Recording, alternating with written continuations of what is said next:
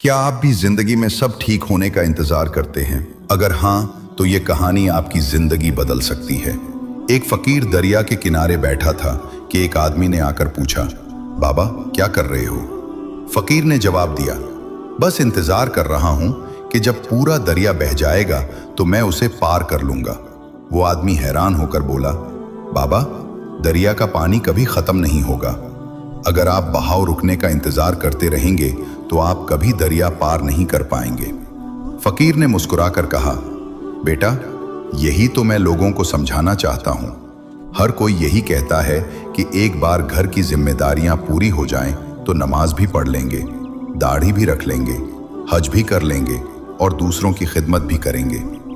लेकिन लोग ये नहीं समझते कि जिंदगी का दरिया कभी खाली नहीं होता।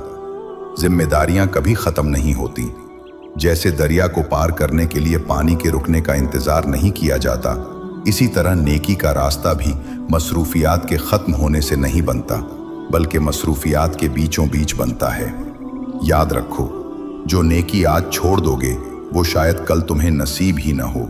अगर ये पैगाम दिल पर असर करे तो एक बार सुभान अल्लाह लिखकर दूसरों तक खैर जरूर पहुंचाएं।